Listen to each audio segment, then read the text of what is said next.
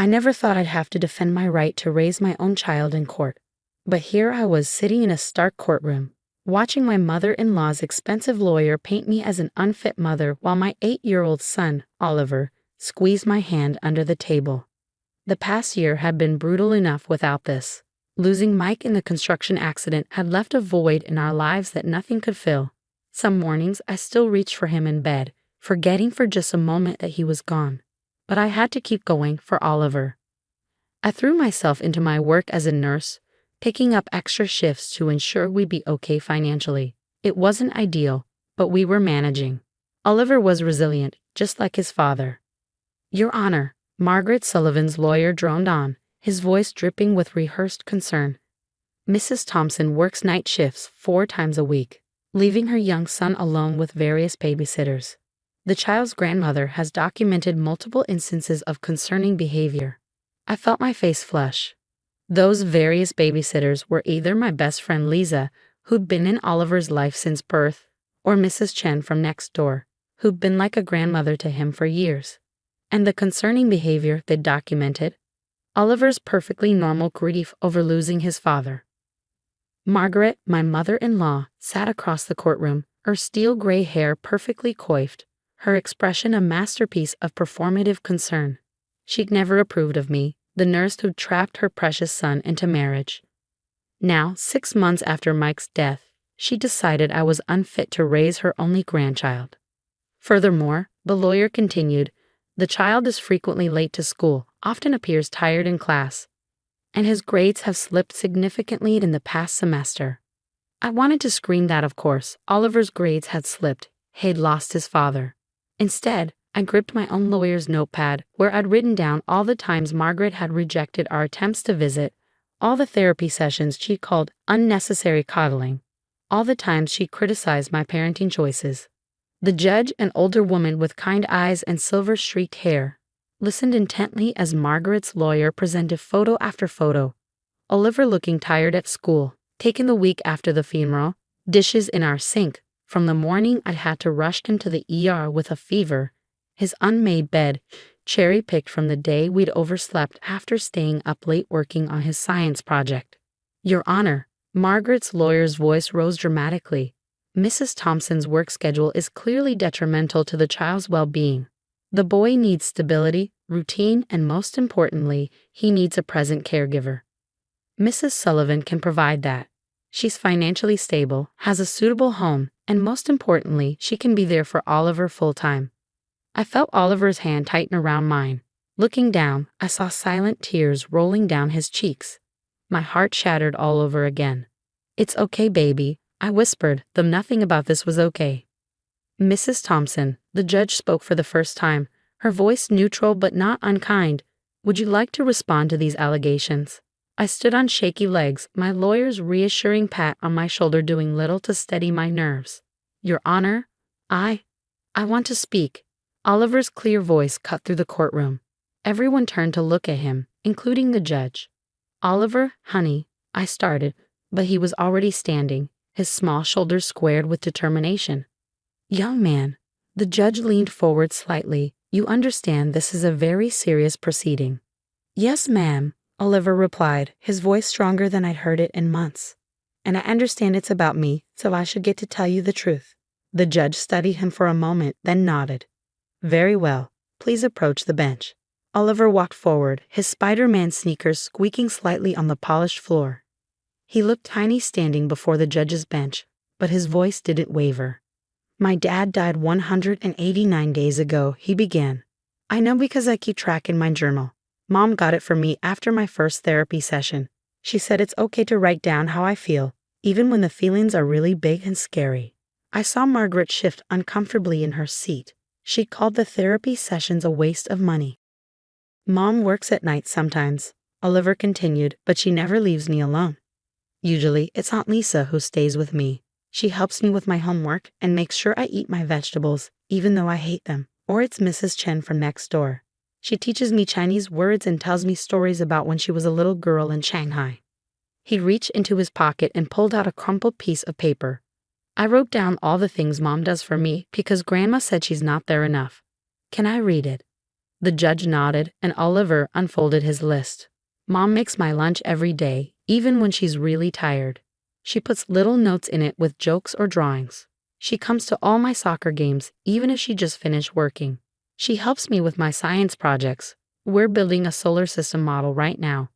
When I have bad dreams about Dad, she sits with me and we look at old photos and tell stories about him.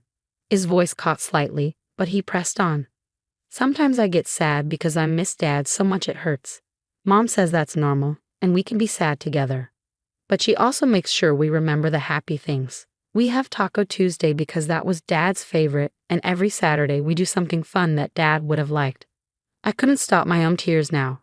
Across the courtroom, I saw several people dabbing at their eyes, though Margaret's expression remained stone-faced. Mom works hard because she wants me to have a good life, just like Dad would have wanted. And Oliver's voice finally cracked. I don't want to live with Grandma. She doesn't let me talk about Dad because she says it's dwelling on the past. She thinks therapy is stupid. She doesn't understand that sometimes you need to be sad before you can be happy again.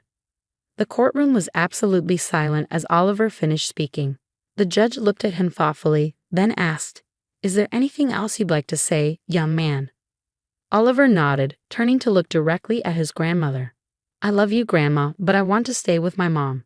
She's not perfect, but she's exactly what I need. The silence that followed Oliver's speech was deafening. I watched as the judge removed her glasses, cleaning them slowly while appearing deep in thought. My mother-in-law's lawyer shuffled his expensive papers uncomfortably, clearly thrown off script by my 8-year-old's heartfelt testimony. Your Honor, Margaret finally spoke up, her voice trembling with what I recognized as barely controlled anger. Clearly the child has been coached. This emotional manipulation. Mrs. Sullivan. The judge cut her off sharply. Are you suggesting this young man is lying? Margaret's face flushed. No, of course not, but children can be influenced. Sarah has had months to. I'd like to take a brief recess, the judge announced, cutting through Margaret's accusations. When we return, Mrs. Sullivan, you'll have your chance to testify. Court will resume in 15 minutes. In the courthouse hallway, I hugged Oliver tightly. You were so brave in there, baby. Did I do okay, Mom? He whispered against my shoulder. I was really nervous. You did perfectly, my lawyer, David Martinez, assured him. You spoke from the heart, and that's exactly what the judge needed to hear. Lisa, who'd been sitting in the gallery, approached with Oliver's favorite juice box and a small package of cookies. Here you go, buddy. I think you earned these. As Oliver settled onto a bench with his snack, I noticed Margaret watching us from across the hallway. Her perfectly manicured hands were clenched around her designer handbag, knuckles white with tension. For a moment, our eyes met, and I saw something flicker across her face. Was it doubt? Regret? But then her lawyer touched her elbow, and her expression hardened once again. Back in the courtroom, Margaret took the stand. Gone was the commanding presence she usually exhibited at family gatherings. Instead, she'd adopted a grandmother's worried tremor in her voice, dabbing at her eyes with a monogrammed handkerchief. I just want what's best for my grandson, she began. Since Michael's death, I've watched Sarah spiral. The late nights, the irregular schedule, the parade of caretakers.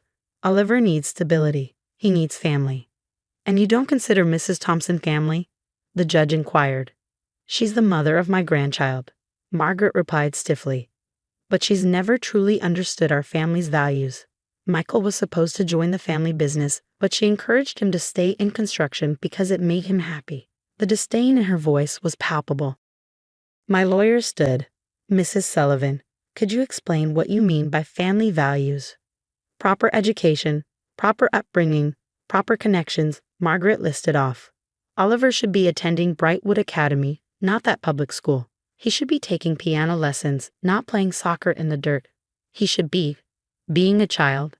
David interrupted. Mrs. Sullivan, are you aware that Oliver's current school has an excellent gifted program, which he's part of? Margaret waved her hand dismissively. A public school program can hardly compare to.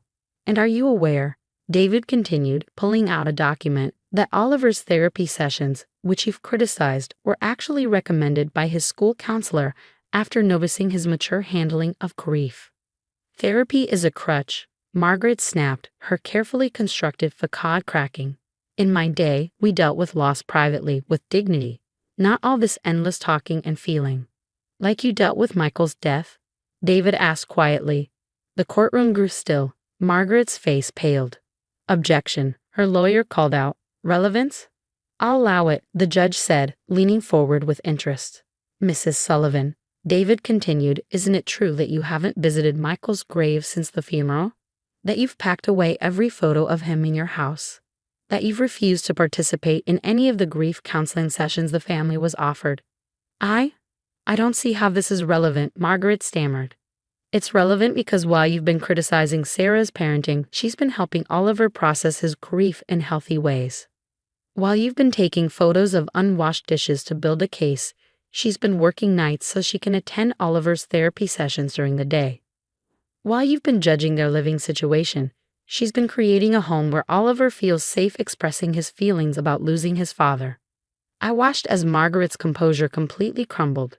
The carefully maintained mask of the concerned grandmother fell away, revealing the raw pain underneath. He was my son, she whispered, her voice breaking. My only child. And she got to spend his last years with him. She got his love, his time, she couldn't continue. The judge's voice was gentle but firm. Mrs. Sullivan, it sounds to me like this case isn't really about Oliver's well-being at all. Is it? Margaret stared down at her hands. For the first time since I'd known her, she looked her age, not the formidable matriarch, but a grieving mother who didn't know how to process her loss. She struggled to find the words. I look at Oliver, and I see Michael. His smile, his eyes, the way he scrunches his nose when he's thinking hard about something. And when he's with Sarah, living this life so different from what I'd imagined for Michael, it feels like losing him all over again. I felt tears rolling down my own cheeks. Beside me, Oliver slipped his small hand into mine again, squeezing gently.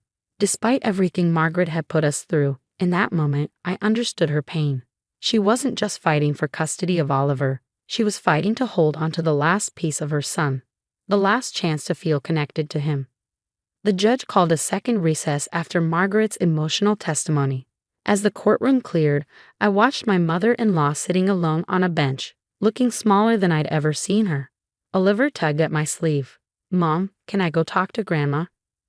I hesitated, but the look in his eyes, so much like his father's, made me nod. Okay, baby, I'll be right here. Oliver walked over to Margaret, who looked up, startled, as he approached. Even from where I stood, I could see her hands trembling as she reached out to him. I miss Dad too, I heard him say simply. Sometimes when I'm really sad, Mom, and I look at old videos. We have one where Dad's teaching me to ride a bike, and you're in it too, Grandma. You're holding the camera and laughing because Dad keeps running into the bushes with me. Margaret covered her mouth with one hand, tears spilling freely now. I remember that day, she whispered. He was so determined to teach you himself, even though he could barely ride a bike. Mom says it's okay to laugh about happy memories even when we're sad, Oliver continued. Maybe you could watch the videos with us sometime. Before Margaret could respond, we were called back into the courtroom. The judge sat straight in her chair, surveying the room before speaking. This case, she began, came before me as a custody dispute. What I've witnessed instead is a family in pain, struggling to heal from a devastating loss. She turned to Margaret. Mrs. Sullivan, your love for your grandson is evident. Your grief for your son is palpable. But grief cannot be allowed to masquerade as concern for child welfare. Margaret nodded slightly, dabbing at her eyes. The evidence presented against Mrs. Thompson amounts to nothing more than normal challenges faced by a working single mother. The photos, the school records, even the testimony about her work schedule, none of it suggests neglect or unfitness. What they do show is a mother doing her absolute best in difficult circumstances. The judge turned to me. Mrs. Thompson, the court recognizes your efforts to maintain stability for your son while allowing him space to grieve. The support system you've built, your friend Lisa, your neighbor Mrs. Chen, the therapy sessions, these demonstrate thoughtful, intentional parenting. She folded her hands on the bench. However, I believe Oliver would benefit from having his grandmother in his life, not as a replacement for his mother, but as an additional source of love and support. My heart skipped a beat as the judge continued. Therefore, my ruling is as follows. Full custody will remain with Mrs. Thompson. I released a breath I hadn't realized I was holding. However, I'm ordering both Mrs. Thompson and Mrs. Sullivan to attend family counseling sessions together, with the goal of establishing healthy boundaries and communication for Oliver's benefit. Margaret's lawyer started to object, but Margaret herself raised a hand to stop him. She was looking at Oliver, who had broken into a wide smile. Furthermore, the judge added, I'm recommending a gradual visitation schedule to be determined through mediation, allowing Mrs. Sullivan regular time with her grandson while respecting the primary household's routine. After the judge adjourned the court, I found myself standing face to face with Margaret in the hallway. For a long moment, neither of us spoke. I'm sorry, she finally said, her voice barely above a whisper. I thought I was fighting for Michael, but I was really just fighting against my own grief. I know, I replied softly, and I understand. Oliver needs his grandmother, Margaret. He needs your stories about Michael, your memories. But he needs them shared with love, not used as weapons. She nodded, then looked down at Oliver, who stood between us. Would you really be willing to watch those videos with me? We have pizza and movie night every Friday, Oliver said. Mom makes Dad's favorite, pepperoni with extra cheese. You could come this week if you want.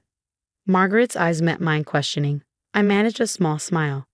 Friday at 6, don't be late. Oliver's very serious about his pizza schedule. 3 months later, I sat on my couch watching Margaret and Oliver hunch over his science project, a detailed model of the solar system. She was helping him paint Neptune while telling him about how Michael had once tried to convince her that Pluto's demotion from planet status was a government conspiracy. Your dad loved space, she said, carefully adding another streak of blue. He used to say the most wonderful thing about the universe is that there's always more to discover. Just like with memories of Dad, Oliver replied thoughtfully, there's always more stories to learn about him. Margaret caught my eye across the room, and we shared a moment of understanding.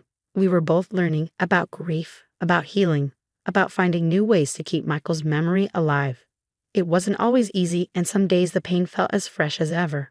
But we were doing it together now, not as adversaries, but as family. Maybe that's what Michael would have wanted all along.